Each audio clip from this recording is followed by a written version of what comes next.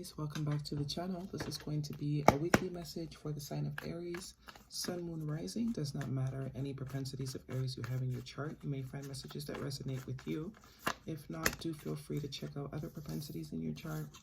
All the information you need will be in the description box.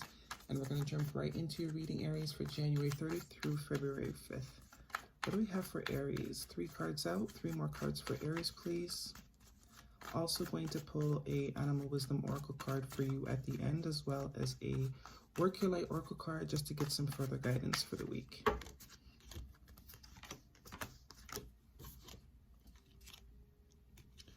All right.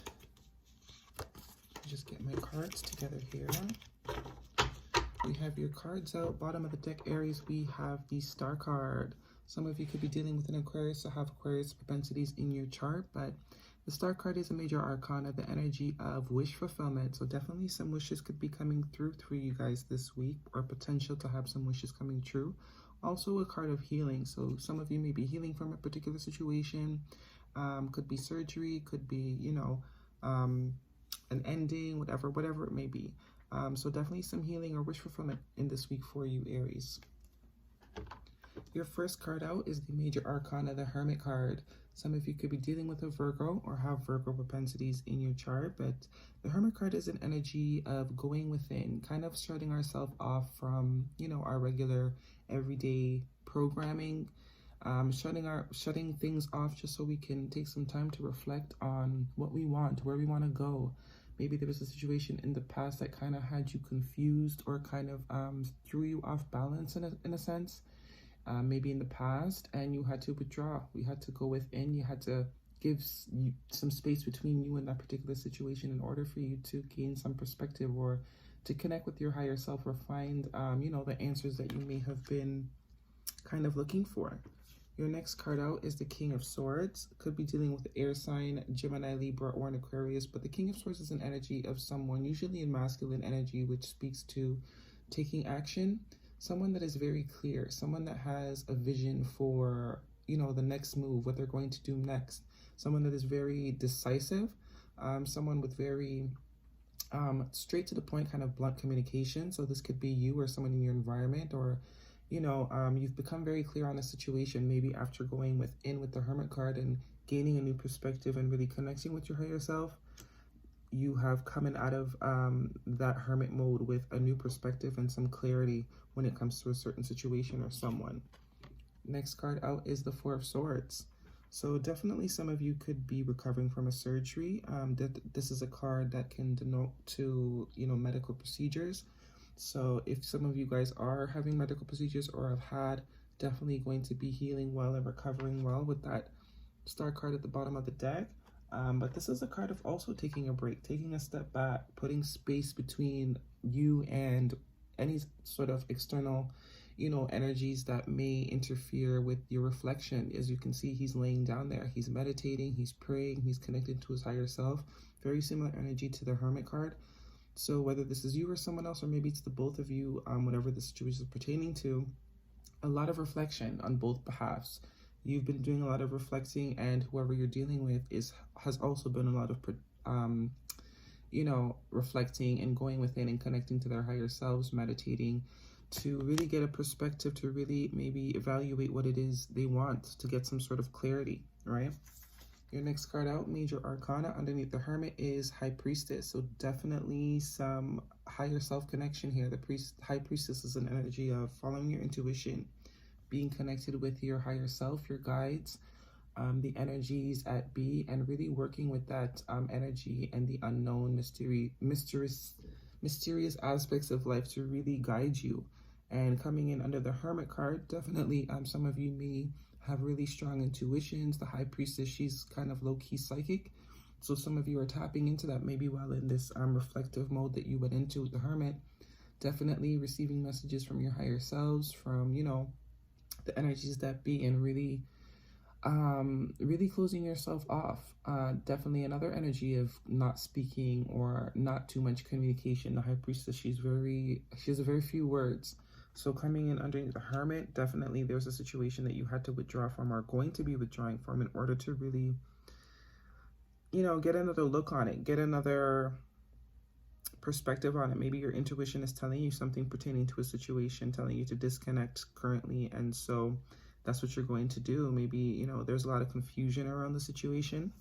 The next card out is the Two of Swords, and this is coming out underneath the King of Swords. So definitely might have been closed off, not wanting to see something regarding the situation in the past.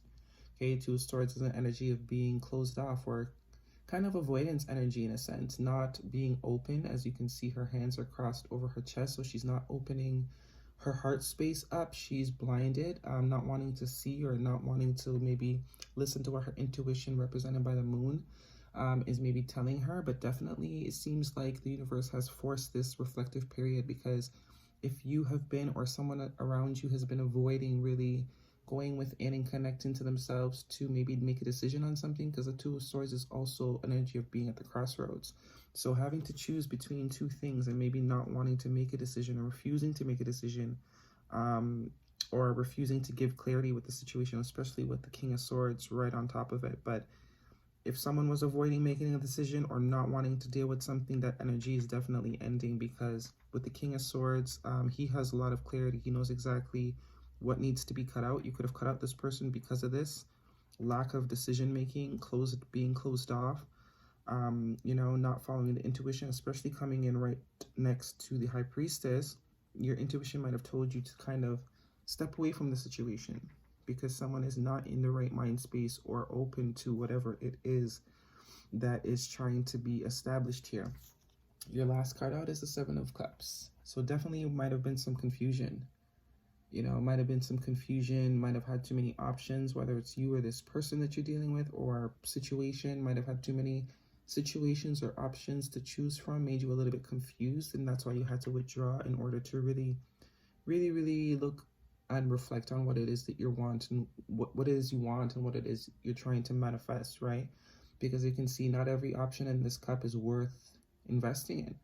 So it can be confusing, and it's coming out directly underneath the Four of Swords. So definitely some of you have had to step away in order to balance back out your energy, to kind of get rid of the fog that was surrounding the situation.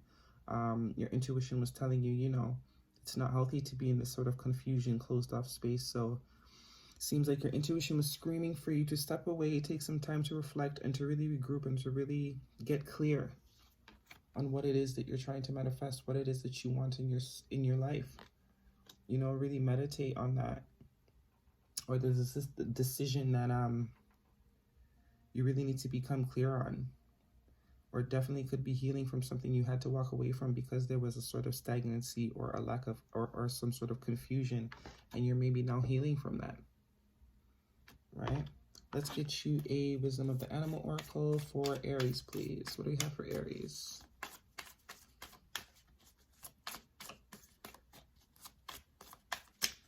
But someone was maybe definitely trying to avoid making a decision, or not wanting to, you know, face something. Maybe you avoided walking away from the situation, but your intuition is telling you, your higher self is telling you, or has told you, to disconnect and really evaluate if this is the right situation for you. But you will be getting clarity.